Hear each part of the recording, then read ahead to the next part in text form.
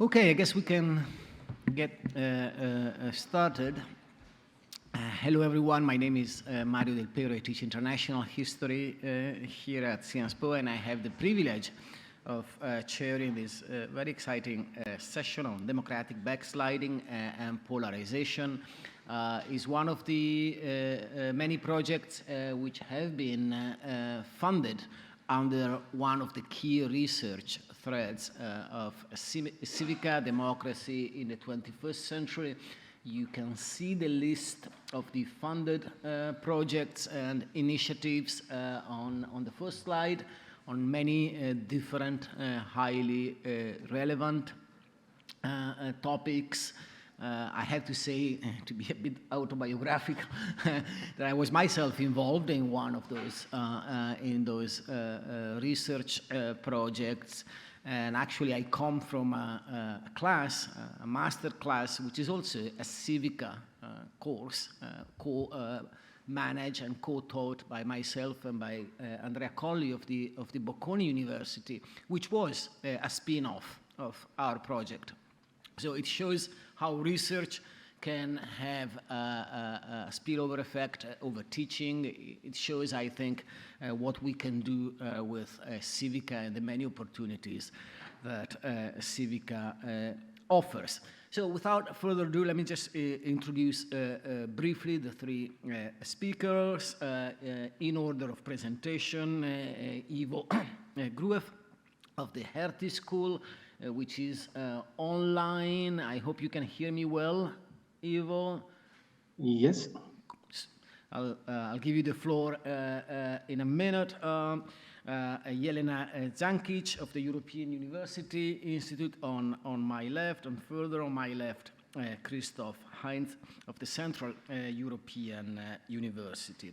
So Ivo will go first with a presentation on religion, illiberal constitutionalism, and retrogression of fundamental rights in East Central Europe.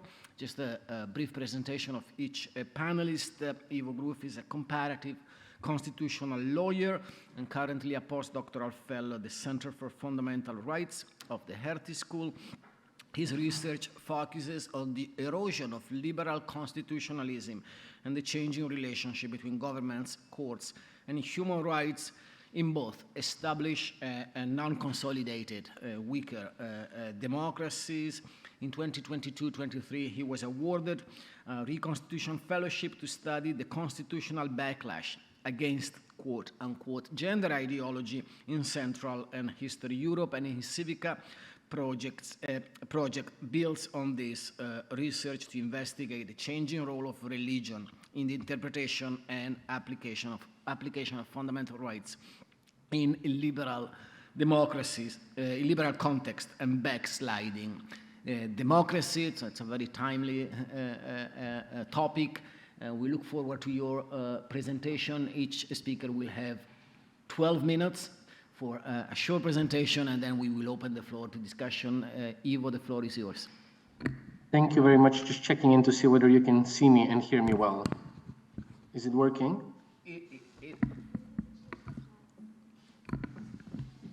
Okay. So can you hear me? I granted you access to Zoom, so you should be able to change the slide yourselves. No? Can you hear me though? Using this one? All right. Works.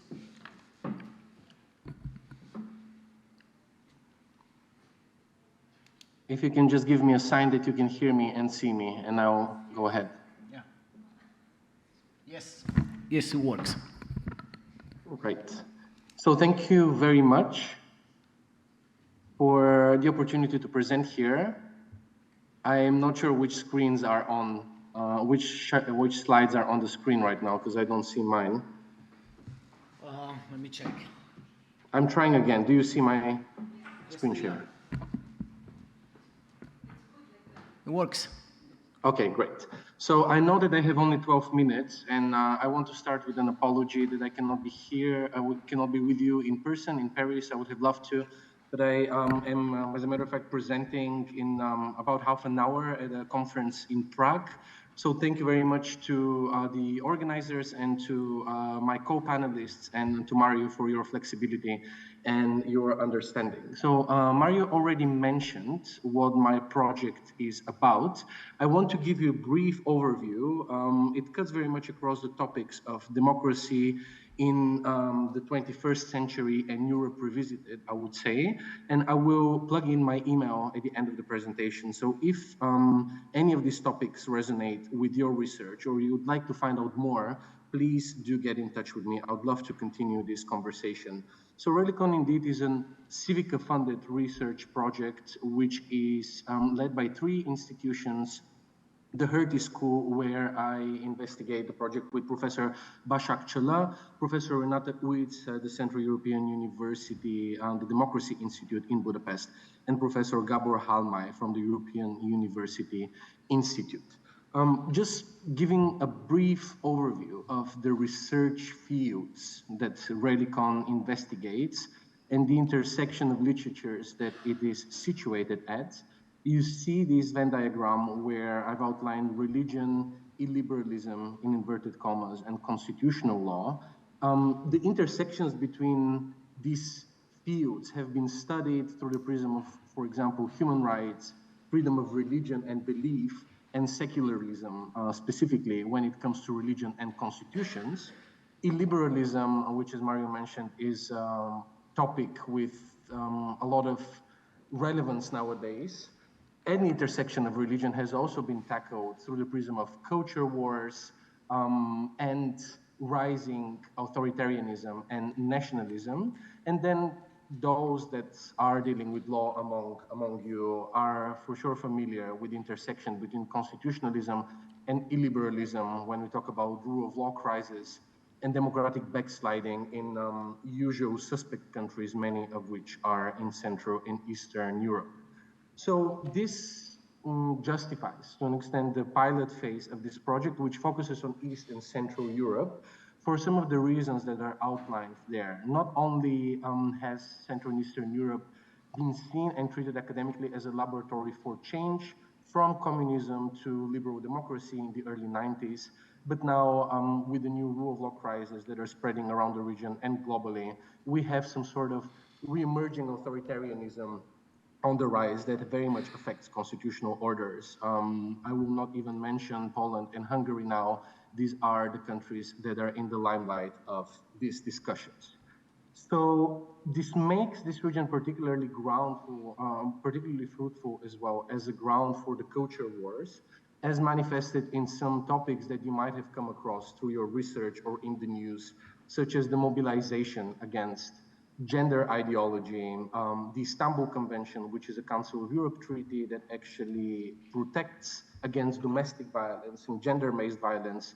A lot of human rights discourses, including the Istanbul Convention as a human rights treaty, have been co-opted and distorted by narratives that divert the focus of what these treaties are about. That is, in the case of the Istanbul Convention, the protection against domestic and gender-based violence, into more ideologically and politically charged topics such as gender ideology and replacing traditional family values with something that is not entirely sure what this is, but traditional family values is a very fruitful ground for mobilization. And interestingly, this mobilization has not only political dimensions, but also legal dimensions, which is what this project looks at.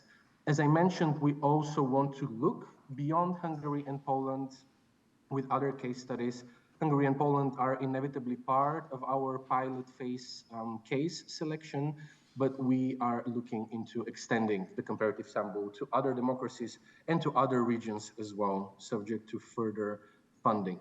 So fundamental rights as a thematic focus is something that is very important to the project. A lot of democratic backsliding has been focusing on rule of law through the prism of separation of powers and judicial independence, the packing of courts, the replacement of independent judiciary with politically inclined judiciaries. However, there is a global backlash against human rights that very much centers on certain human rights that are particularly contested in illiberal contexts. such as reproductive autonomy, the case of abortion, among others.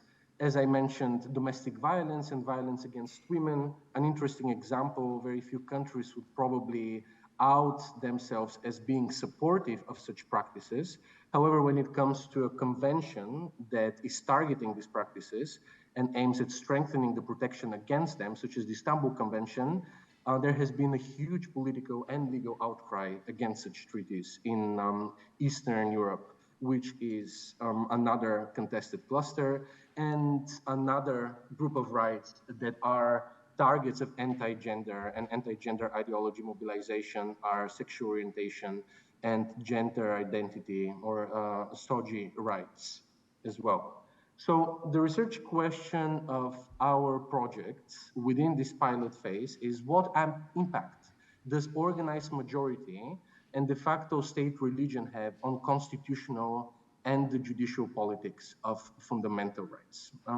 It sounds a bit vague at this stage, so I'm going to precise it in a second.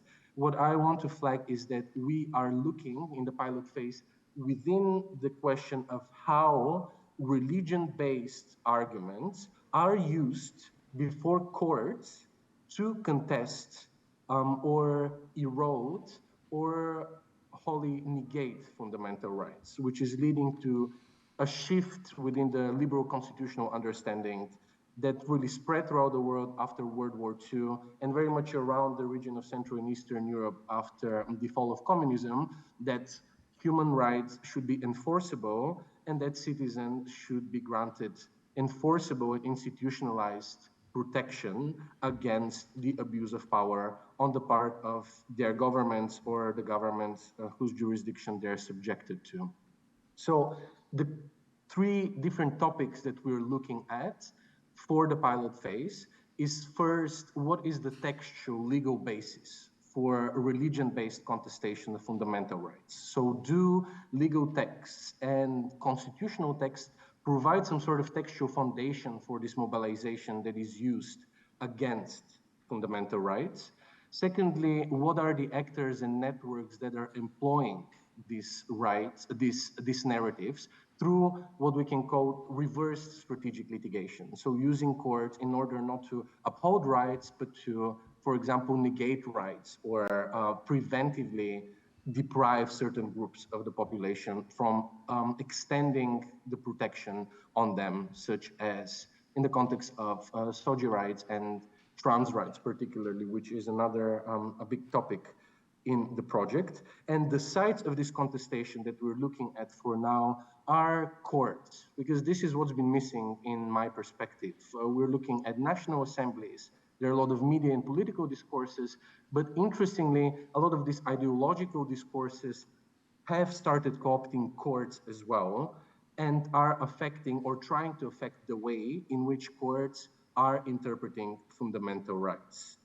So the pilot phase focuses specifically on Christian, Catholic, and Orthodox value claims that have been brought up before constitutional courts, so highest level courts within these national jurisdictions in Bulgaria, Hungary, and Poland on a national level. And we also have some insights into the CGEU, so the European Union jurisdiction, and the Council of Europe jurisdiction through the European Convention of Human Rights and the European Court of Human Rights in Strasbourg. So what the project is doing through this pilot phase, which is relatively short, started this January and it's running until December, is in addition to reviewing and conceptualizing this emerging research field and selecting useful cases, we're also aiming to start a consortium of experts that is led by CIVICA, that is fairly interdisciplinary. You can tell that I'm quite burdened by my legal doctrinal training, but we have other experts involved from different backgrounds, such as political science and sociology, among others. And we want to kickstart this, this conversation with view to some of the long-term deliverables that are mentioned here. The main one, and probably the highlight of this project, is a launching workshop, which is the last thing that I'll mention. which will take place in just 2 weeks from now at the Democracy Institute in Budapest on the 26th and 27th of October. We will host 13 researchers from 12 different institutions listed on your screens. Some of them are CIVICA, others are not CIVICA members or not yet CIVICA members, covering different countries and specifically case studies from the jurisdictions that are mentioned at the bottom of your screen. What I can tell you is that we have a public lecture, which we hope will be publicly screened and also recorded by Professor Susanna Mancini at the University of Bologna, leading experts on the relationship between religions and constitutionalism. The lecture is titled Nationalism, Populism, and the Politics of Religion Towards an Illiberal Reframing of Fundamental Rights. So if you find this interesting, please tune in. I will make sure to circulate and advertise the access details for the lecture with the broader CIVICA network. And these are the 3 panels that we are dealing with. Mobilization network, so who are the actors that bring these arguments? European dynamics, so how these arguments are phrased and used before the European Union and the Council of Europe courts, and the ECE perspective, focusing on Bulgaria, Poland, and Hungary. I think with this, I am pretty much at the end of my time. I plug in my email. Thank you once again for listening, and please don't hesitate to reach out. And apologies once again for having to run in a second. Okay, thank you. Thanks a lot. Thanks, Ivo. It's a pity you're not here with us. I hope there will be other, CIVICA opportunities in the future. The next speaker is Jelena Dzankic, who is presenting a paper project on contestations of citizenship in context of democratic backsliding, lessons from post-communist Europe. Jelena teaches in the Global Governance program at the Robert Schuman Center of the European University Institute. She is also the director of the GGP Southeastern Europe and co-director of the Global Citizenship Observatory.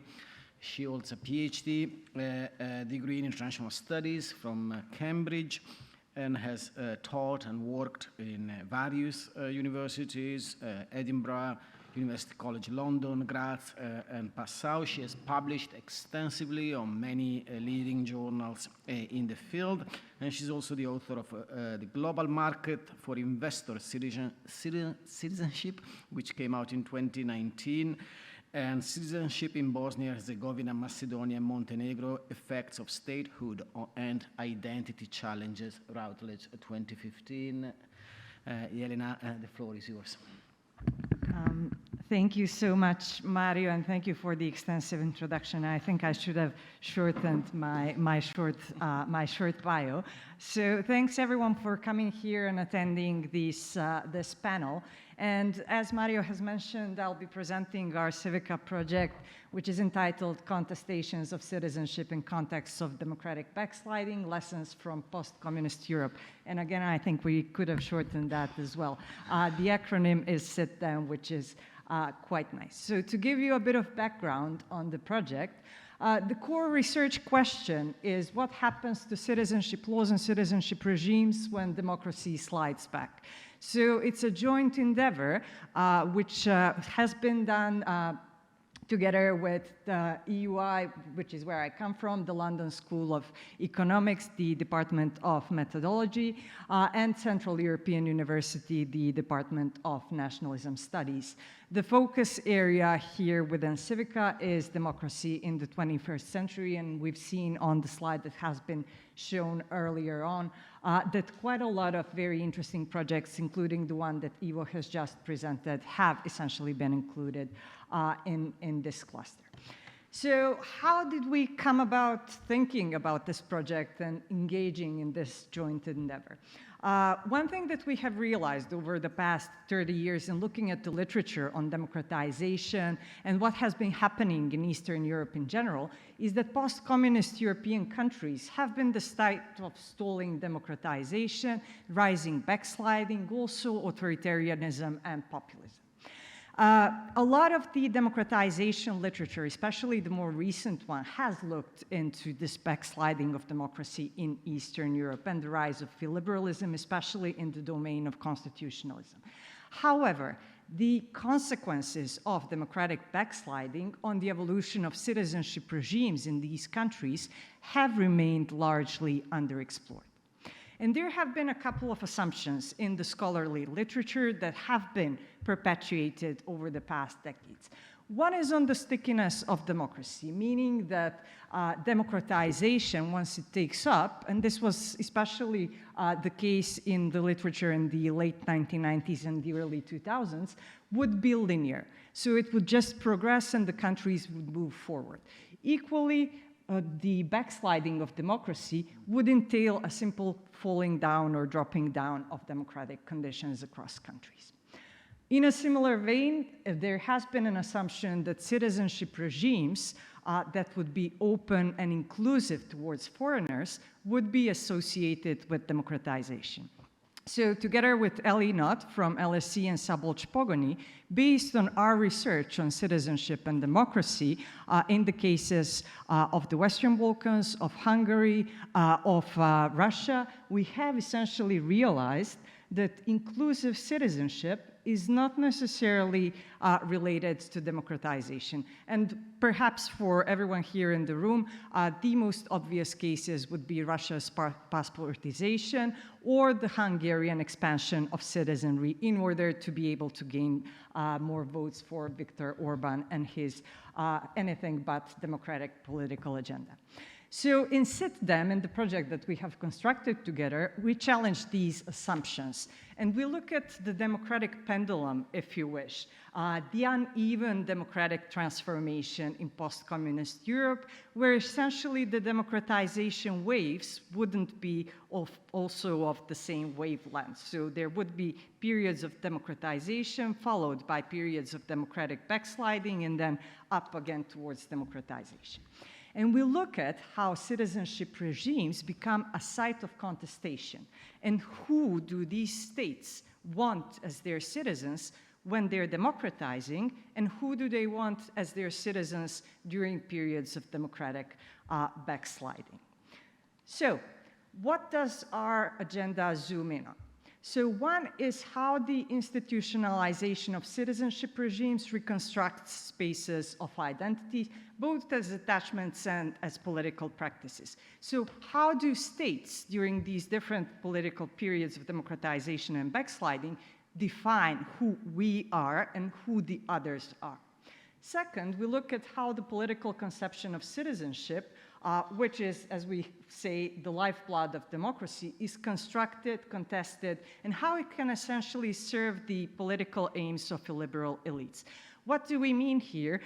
Essentially, how electoral constituency can get manipulated by expanding the citizenry. So for instance, again, the case of Hungary, extending citizenship beyond the country's border and granting those citizens electoral rights. So that can essentially change electoral results across countries.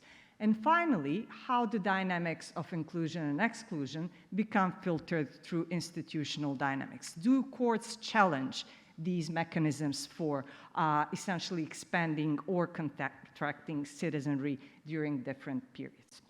So what did we do? We started by constructing a data set on citizenship in Eastern Europe, which captures information on citizenship legislation from the 1st of January 1990 to the 1st of January 2021 in 40 East European countries. So we coded everything by year, setting the date on the 1st of January of each year, and we based the data set on the modes of acquisition and loss of citizenship that have been developed by the Global Citizenship Observatory, which I co-direct at the UI.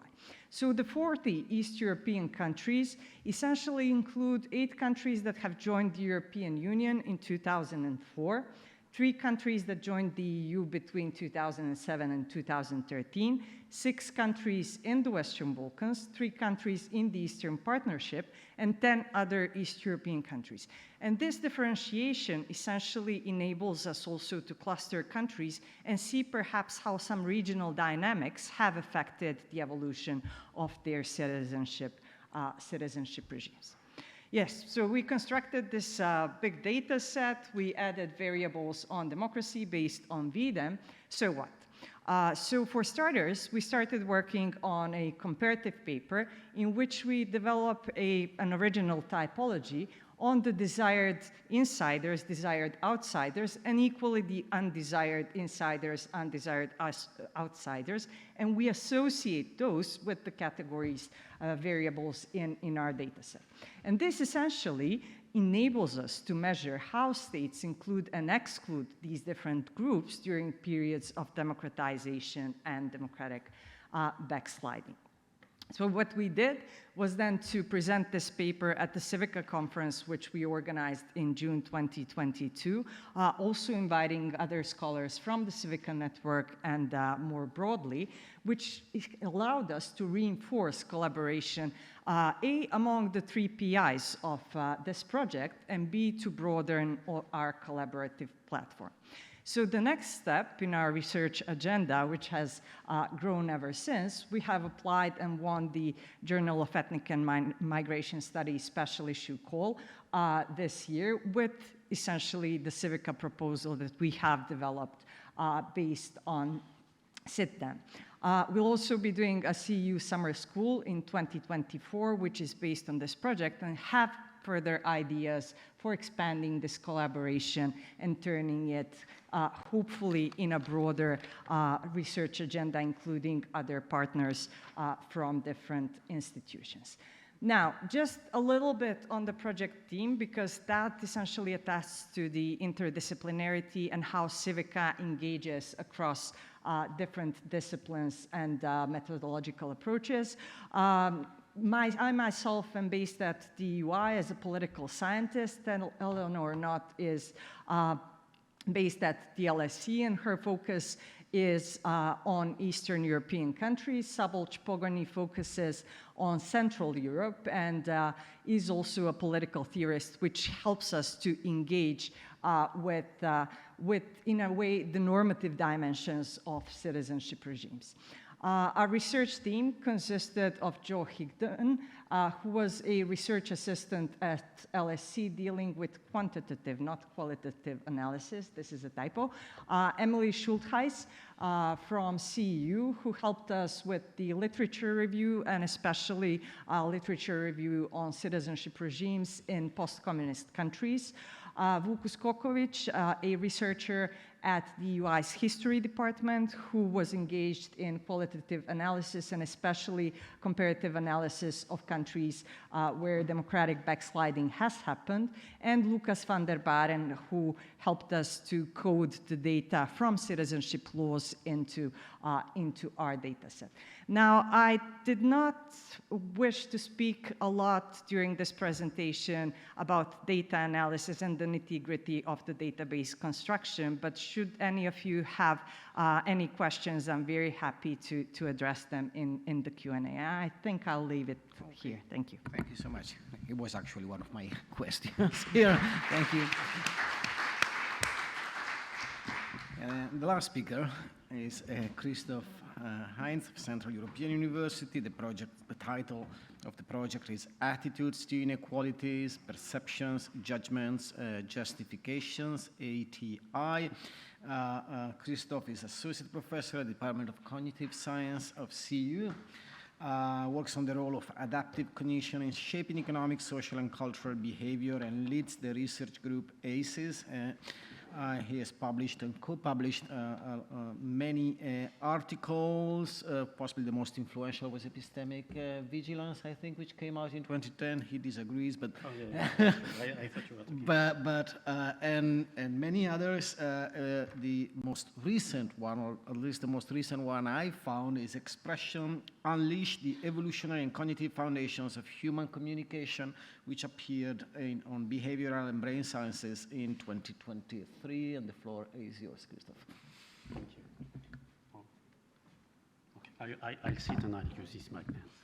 Okay, so our projects, so as Mario specified, I'm a cognitive scientist. Most of you are social scientists. Social science is predominant in CIVICA, but there are few groups in doing cognitive psychology. So this project tried to investigate psychological facts, attitudes, and try to find its interest for social scientists. And it involved researchers from Sciences Po, LSE, CU, and SNSPA. I will not list all the PIs. So, inequality. It is a panel about democracy after all. So why this interest in psychology and in attitudes towards inequality? The idea is that inequality is one of the great challenges facing the 21st century democracies. We have had in this room already questions about what is fair, what is not fair, and how people would react. That was a question in the climate change panel, where it turns out that some policy might redistribute money for investment to big companies and leaving out some small companies. The question was not about efficiency. It was about, is it fair? So when people react to public policy, it is one of the central questions that they ask. And in order to understand better how, as citizens, they will react to these policies, it can be of interest to understand what people consider to be fair. And it is a topic that cognitive scientists have been studying for some time under the label of moral cognition. Now, psychologists, they haven't looked too much on cultural variability, but there is some, and it is puzzling. It is puzzling because there is this prior that humans have all this moral understanding, moral character, and yet there is variability in our moral judgment. It's century-old problems, as you know, about moral relativism. Beyond the philosophical problem, what we can observe is that inequalities are sometimes thought to be unacceptable and unfair, but in some other cases, they are thought to be fair. So here I've put an image about gender distribution of labor. This is a sociological analysis where we see that some distribution of labor, unequal distribution of labor in societies are deemed completely unfair, and the same distribution in another society is deemed to be completely fair.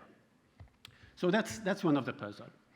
And it leads to a question: what factors influence attitude toward inequalities? So how do we produce our moral judgment? What kind of input we compute in our moral judgment in order to make to make our evaluations? So the attitudes, as I said, they are psychological phenomena, and they are sensitive to cultural factors. So we want to, and we did, put psychologists and social scientists to work together. In our team, we had people working on public policy, we had ethnographers, and some cognitive psychologists. And that allowed us to put different methods at work. Cognitive psychologists, they tend to use the experimental method, that is putting people in a lab and asking them to make decisions or to make judgments. Ethnographers, they go on the field, and, well, I will not define all fields. You know better than I do. In any case, the project, in the end, was to try to investigate this interaction between cognition, so cognitive mechanisms, and cultural and societal factors. no, that's not this direction, that's this direction. So what we did de facto was, and I want to emphasize the first point because I thought it was extremely fruitful, was to send some doctoral students from one institution to another institution. It was extremely fruitful because it helped. It was the glue of the projects between PIs that were quite busy in their own institution and in their own lab. These doctoral students were really able to put the projects together in spite of the distance. We applied to a grant which was not successful, but I thought I needed to mention that. There was something successful that I didn't put here. We eventually, you made me think of that, Jelena. We eventually did get accepted for a summer school, which is titled Open Minds, Open Societies. But the core of the project was mainly a constellation of empirical studies, and that included also 2 field works, 1 sociological analysis, and 2 theoretical papers. I will, for the sake of illustration, present 1 study briefly, which is a sociological analysis. Oh, I'm pressing.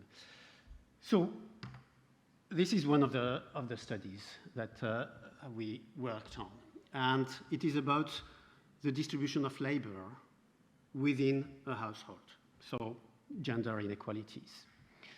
We start with a rational model, so a cognitive model that assumes that agents, or people, members of the household, are in a situation where they can negotiate the distribution of labor, or in other words, the distribution of leisure time. So we have a cognitive model, assuming that there is some rationality, and if there is some rationality, when you will start your negotiation, you will take into consideration your outside options. So bluntly say, you are having an argument with your partner, and you say, if you don't change the nappies, I divorce. Okay, so that's the general idea, and we can model that in terms of Nash bargaining games. And we have, on the one hand, our cognitive model, on the other hand, our sociological data, which is the repartition of leisure time within 2 hunter-gatherer societies. And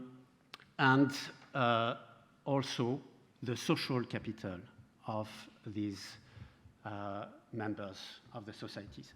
So the idea is that in those societies, those hunter-gatherer societies, they do not have a lot of economic capital. Most of their capital is social capital. That is, to what extent they are related to others. They can be helped with other people, want to cooperate with them. So we have first an analysis of this social capital and data on the leisure time. And the presumption or the hypothesis is that the distribution of the leisure time will be a function of the social capital. So if we are a partner with Mario, and it turns out that Mario has a lot of social capital and I have very little social capital, then Mario can tell me, change the nappies, or otherwise I divorce. And I say, oh, okay, I don't have that much social capital compared to you, so I will go and change the nappies. So that's the general prediction. So people would be rational. They would use their outside options, what they can get outside of the household, in order to negotiate their leisure time. This is the 2 communities. This is one of the 2 communities that we studied. These are the Bayaka. Both of these communities, it is worth noting, have some egalitarian social norms. There is a lot of fluidity. You can absolutely start a household with a partner and leave the household if you want. So all the ingredients seems to be here to be able to make this type of negotiations. And here you have the data about the leisure time and how it is distributed. When first, you know, at a nice glance, you can see that already there is quite a lot of equality in terms of distribution of labor, of leisure time in that situation. The other community that we studied is the ACTA in the Philippines. And you have here again the data about how they distribute. So in blue, the male leisure time, and in orange, the female leisure time. But the most important analysis is this one. So you have on the x-axis the social capital difference, and on the y-axis the leisure inequality. Our prediction, in fact, was that the line, the blue line, the regression, would have a slope of 1. But this is not at all what we observe. So we were wrong in our hypothesis. People in this community are not sensitive to their relative outside option. They are not using their relative outside option in order to negotiate how leisure time will be distributed. And it seems that in spite of these inequalities among the respective outside options, equality in the household is maintained. The conclusion that we have from that is that, in fact, the social norms, I mentioned already that these communities were very egalitarian. The social norm is determining how these tasks are being distributed. And the egalitarian norms will have an impact, either because people will follow the norms, being blind to their own negotiating power, or, which is more plausible, because the norms themselves shape the outside option. So I can tell, Mario can tell me, okay, if you don't change the nappy, I'm getting a divorce. But in fact, what will Mario get is another person who will not change the nappy. So the outside option are themselves shaped by the social norms. So that was one of the studies. We have several other experimental studies. Some of them are not finished, trying to answer this type of questions. Do we give less when we find a good excuse for not being generous? It's this aspect of justifications.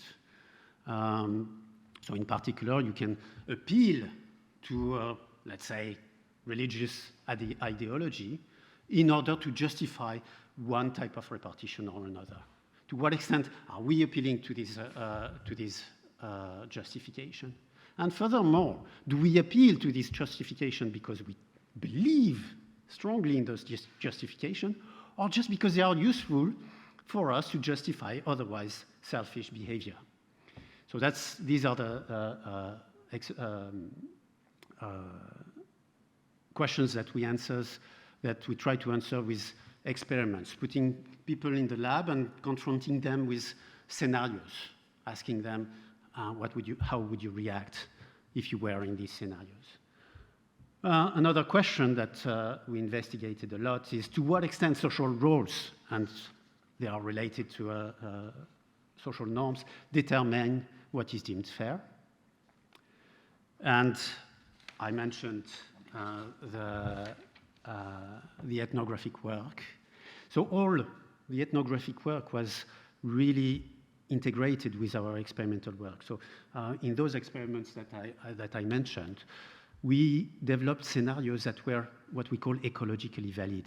So they were informed by what ethnographers would say are relevant problems that people face in their day-to-day life. And we transformed these problems that they face in their day-to-day life in moral dilemma. And then there is yet another ethnographic work that I wanted to mention, which was about the attitudes towards social reproduction in Russian elite schools. Okay, thank you. Thank you so much. Okay, I guess we can move to the Q&A, to the conversation. I don't know if Ivo is still connected. I'm afraid he's not, because I had a few questions actually for him, beginning with how the weakness and delegitimization of politics has empowered the courts well beyond what it used to be the case. Dysfunctional, polarized, unproductive politics delegates to the courts, but that will be for another time. I have a few questions for both of you.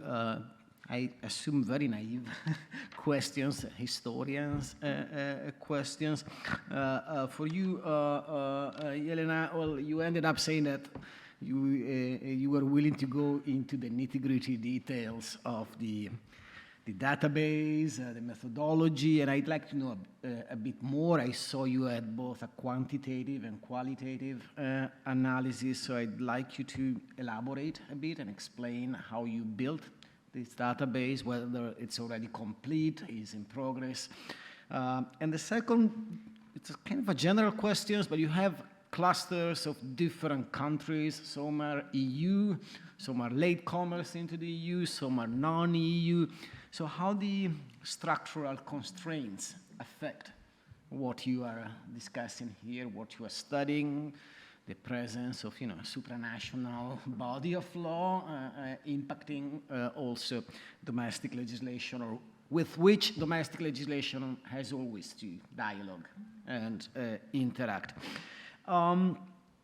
Christophe, I'm a US historian. I deal with the US and inequalities, of course, a very big issue for the study of US politics and US democracy. We dealt with it in our CIVICA project. I mean, there was a lot of work on inequality, the 2008 crisis, and how that has affected democracy and so forth and so on. One thing, if you look at the polls we have, is that inequality is often not recognized to be such by people. People don't feel they are unequal vis-a-vis others. It's something you have encountered. It seemed from your presentation, the answer is yes, but I'd like to know how that applies to a domain of inequality, which is much different from the one I'm used to study. And then, that's a curiosity, but how did you pick your case studies? I mean, from Central Africa all the way to the Philippines. Could you tell us a bit more in what guided your choices and how you constructed those samples? At a certain point at the end of your presentation, you said you were putting people in the lab.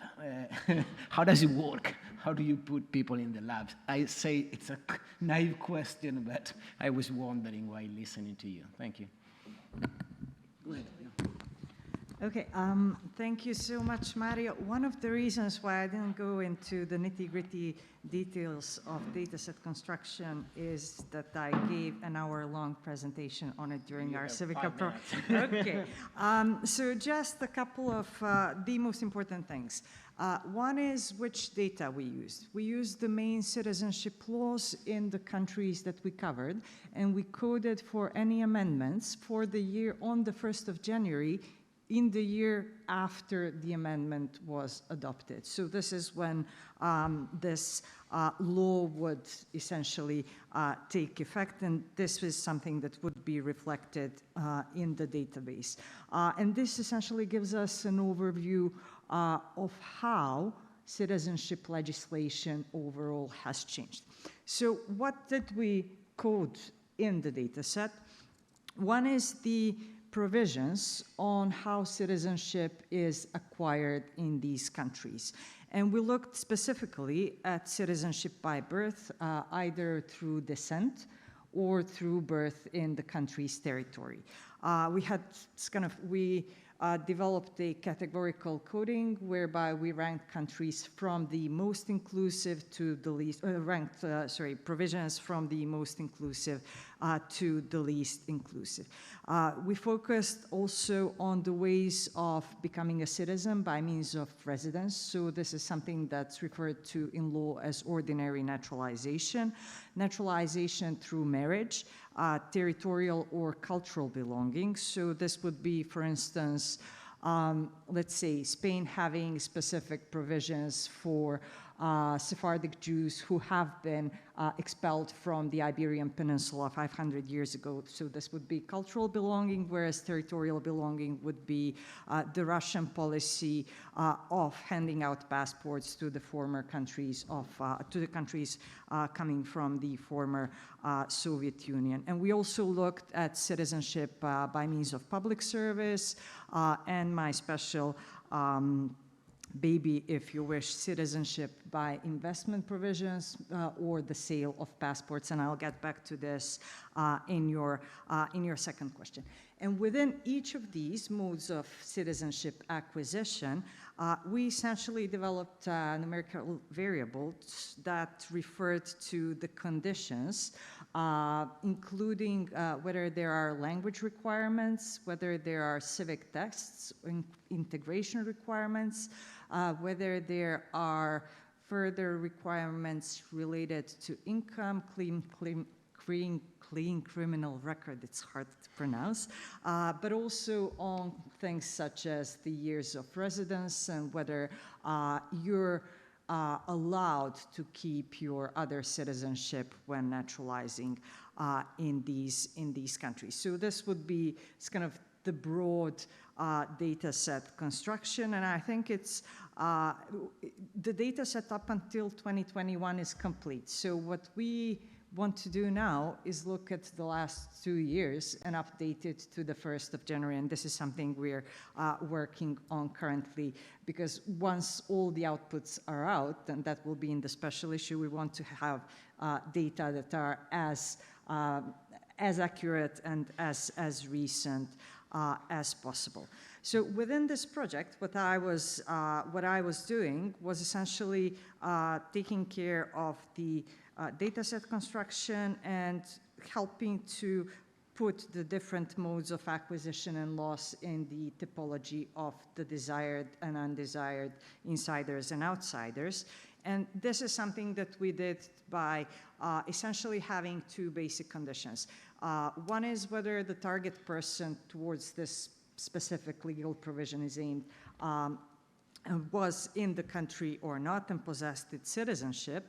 And the second one, whether the state actively facilitated citizenship acquisition for a particular group. So for instance, in Montenegro, where I come from, ordinary naturalization requires an applicant to reside in the country for 10 years, whereas marriage-based acquisition takes place after 3 years, and citizens by investment don't have to reside in the country at all. So these are the things that we were looking at. And then we looked at how and when they changed and whether these individuals are desired by the state, which is proactive in the case of investors, or undesired, which is the case of ordinary naturalization applicants, but in many cases also refugees, etc. So we can, perhaps if anyone has any further questions, we can talk about this. And I think you've raised a super important question, which I could talk about for another hour, which is about the clustering of countries. And exactly what you mentioned is the rationale for was rationale for this kind of a division. So one of the things that we wanted to look at was whether accession to the European Union had any effect on the citizenship regimes of these countries. And we realized that essentially when EU accession was followed by the period of democratic backsliding, citizenship laws would become more inclusive towards the category that's designated as desired outsiders. And this is one of the reasons for this was because these countries essentially, authoritarian elites, or let's say populist leadership in many of these countries wanted to expand the electorate. So these were the reasons for that. And I think I'll leave it at this, and perhaps we could, I could follow up on the details later on. Thank you. Thank you. Christophe. Okay, I will answer your first and last question first. So you asked about a perception of inequality in the US, and you asked about bringing people to the lab. So I will make a reference, I will refer to a study that was run around 2013, I think, which is about the Gini index. To what extent people understand the Gini index, not what it means, but what is the actual repartition of wealth in their country. And the experience, so you bring people to the lab and you ask them, you tell them, here is the national product, and here is the 1%, the first percentile of wealth. How much of the you have to put the wealth and distribute, and you can do that as if it was a puzzle. You know, you put the cubes, and you obtain your curve about the distribution of wealth. And this study has two results. The first one is that people, as you predicted, largely underestimate the Gini index. The second is that they don't want radical equality. There seems to be an optimal, a fair, some kind of a intuitively fair Gini index. This study was done in the US. We intended to replicate it in Europe, also with different means, because it comes, you know, the idea of Gini index is not so intuitive. So you make it intuitive by, you know, building this puzzle, but it's a mode of presentation. So there is also a need to check what type of mode of presentation would lead to a better understanding or worse understanding of inequalities. That was part of the project, but it's still ongoing, so I cannot give you any results on that. Your second question was about picking the communities that we picked, one in Africa, one in the Philippines. The rationale was to have a study with hunter-gatherers. Hunter-gatherers are the only representatives that we could have of cultural evolutions, in particular cultural evolution of those social norms about the distribution of labor in the household. There is a theory that says that the unequal distribution of labor started when agriculture came in. And the reason would be, and I come back to the hypothesis that we were testing, the reason would be that once you have agriculture, the outside option of the males and the outside option of the females are not the same. And the reason would be because agriculture needs more upper strength. So you cannot put your baby on the floor, you cannot carry it. So that makes it much easier for male than for female, and then there is inequality of outside option.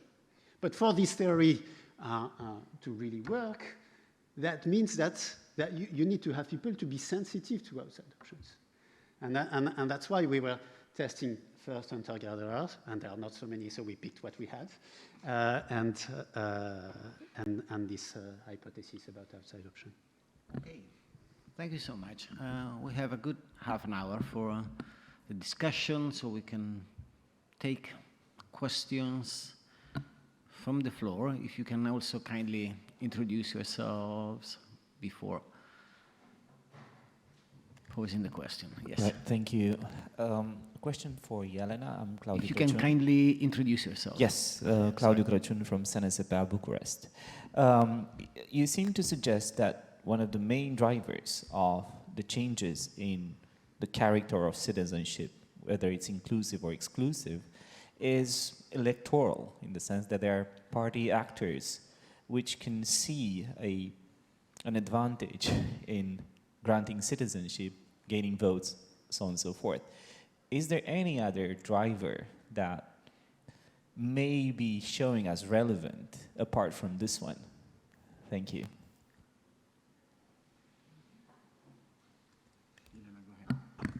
Okay, thank you so much, Claudio. I think that that's an exceptional question. I think the electoral politics and electoral engineering do play a major role in citizenship reform, and this is something that hasn't been captured that much in the scholarly literature, with the exception of a couple of case studies. So what we're trying to do is essentially look at this at a larger comparative scale. So this is one of the reasons. I think an equally important reason, which is frequently overlooked, is citizenry expansion for the reasons of foreign policy and potentially territorial aspirations. The two cases that I can essentially mention in this respect are the case, obviously, which I've referred to during this presentation in the context of territorial pretensions, the case of Russia's passportization. And in the context of foreign policy influence, there is a very similar policy by Bulgaria towards North Macedonia. And as a result, Bulgaria has then made claims in the context of foreign policy and the North Macedonian aspirations to join the EU. A further motivation for a country to essentially have a proactive policy towards desired outsiders and undesired insiders is wealth. And I think we've heard at the previous panel on migration on the concept of merit and what essentially the state, whom the state considers worthy, if you wish, of citizenship. So just to give you a comparison, so for investors, the countries that run CBI citizenship by investment schemes, if they invest several million euros in the country, they obtain the passport immediately. Whereas ordinary applicants are essentially required to demonstrate that they have means of subsistence, and in some cases that they can also provide for their partners, and in under different circumstances and national legislations, there are applicants who are disqualified from citizenship in case they relied on social assistance. So this is how you can see this also economic rationale for expanding or contracting citizenry. But in the cases that we have looked at, I would still maintain that the key motivations, determinants are electoral politics and the use of citizenship in the context of foreign policy. Thanks.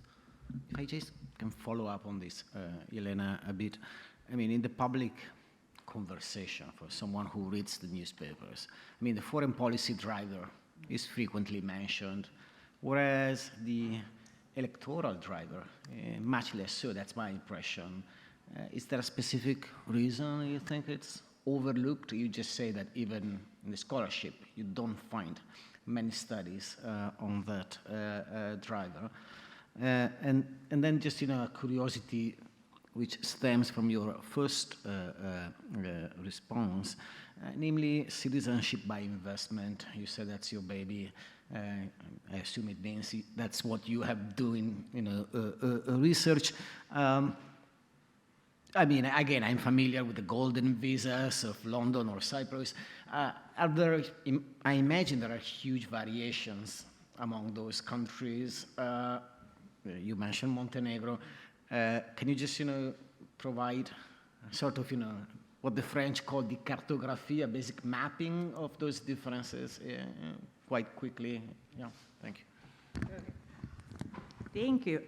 So I think that in the national political discourses, the questions of electoral politics are not something that, especially those implementing them, would like to create in the open. So Viktor Orban expanding citizenry to gain more votes from abroad is unlikely to say, I'm doing this because I essentially want extra voters, but because I want to reach out to our diaspora because they're culturally related to our land. So this is perhaps the difference between this instrumental use of citizenship policies and the legitimation of those policies through very sentimental, if you wish, politics of citizenship. So this is one of the reasons why I think that the focus on electoral engineering, if you wish, is not as present in, especially in these countries'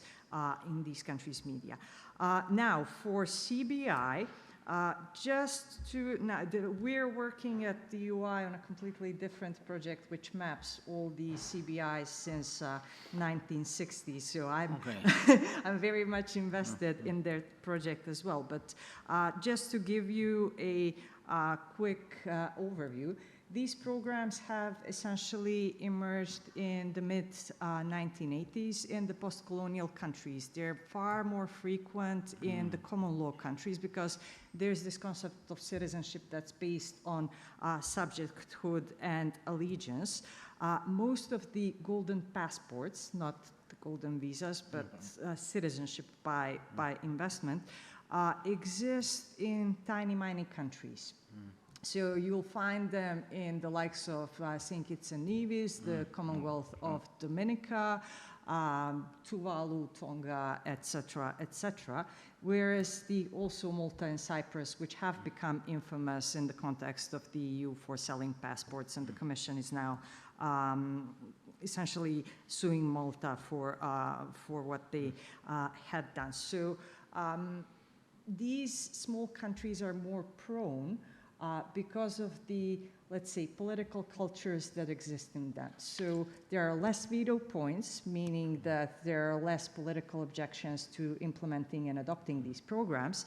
The economic effects will be higher in them because their economies are small, and also politicians are not that accountable, which is one of the reasons why these programs have been associated with corruption.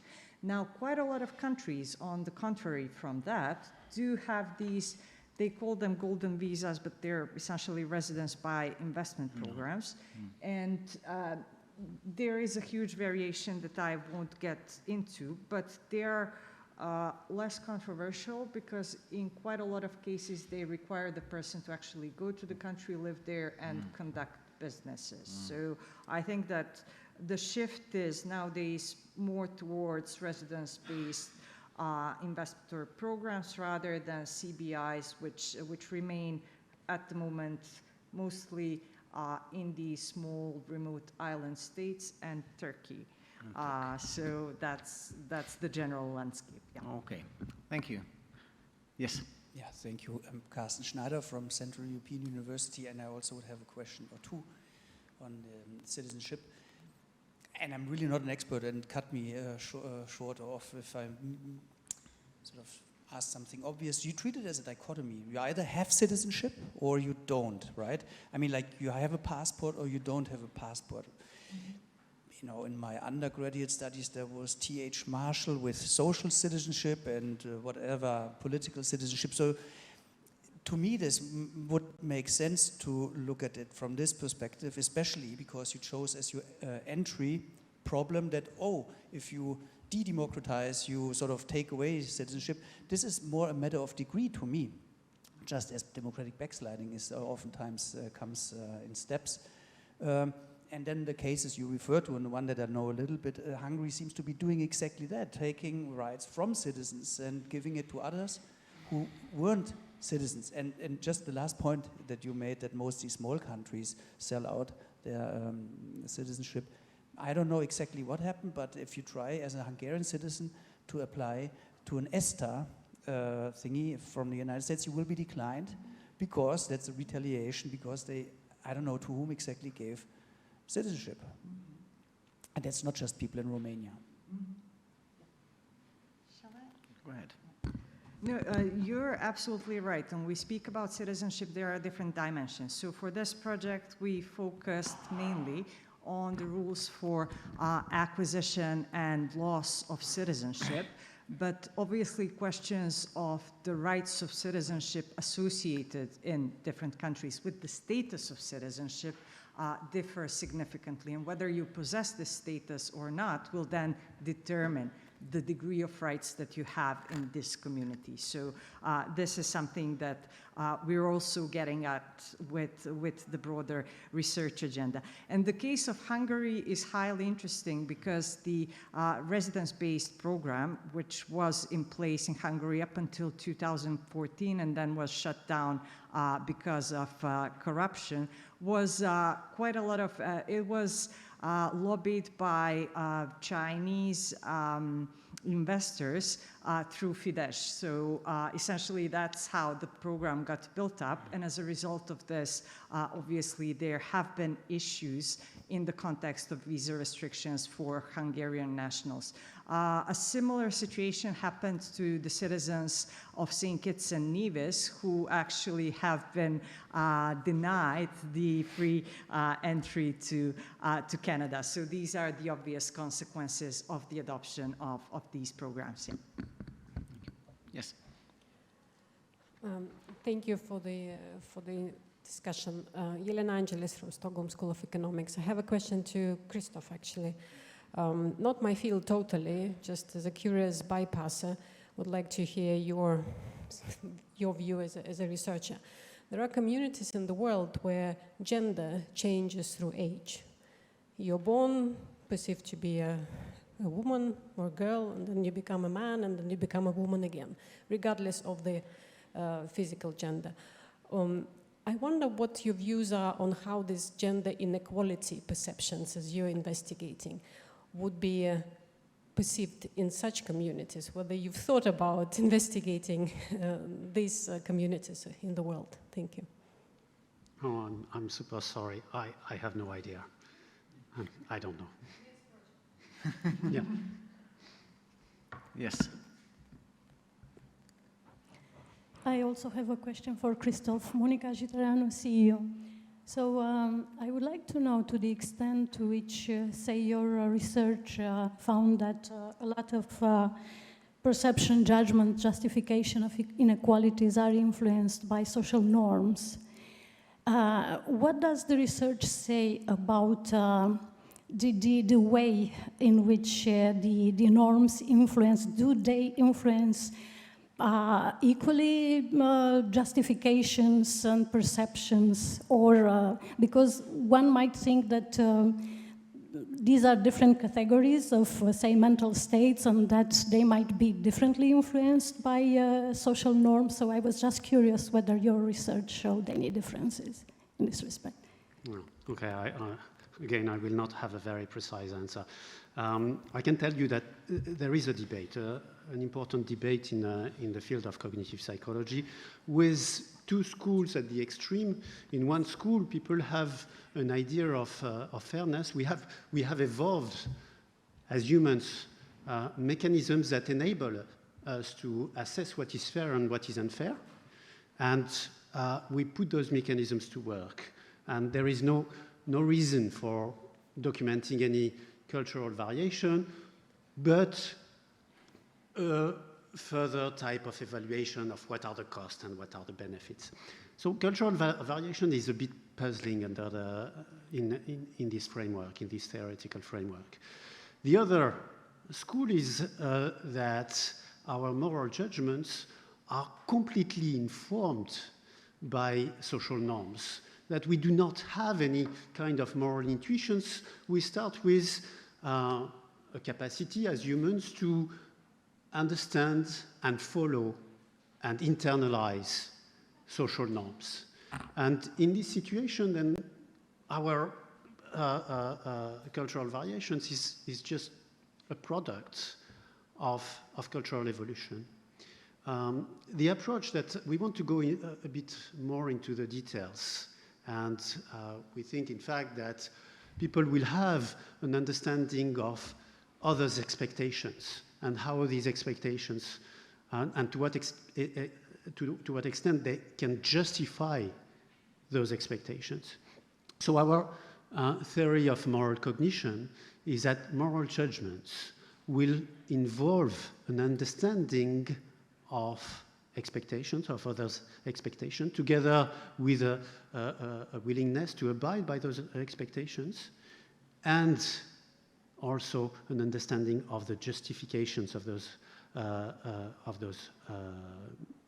moral judgments, which is why we also focused on the kind of discourse, the kind of social norms, attitude. It's attitude towards inequality, but also attitude towards social norms. Some social norms will be accepted, some others will not. Thank you. Are there other questions or comments from the floor? In which case, I think we can call this session to an end, even because the third speaker was not involved in the Q&A, so please join me in giving a round of applause to our speakers. It was very interesting. It was also very interesting to see the exchange, the conversation among, scholars coming from different fields and different disciplines. Thanks. Thank you so much.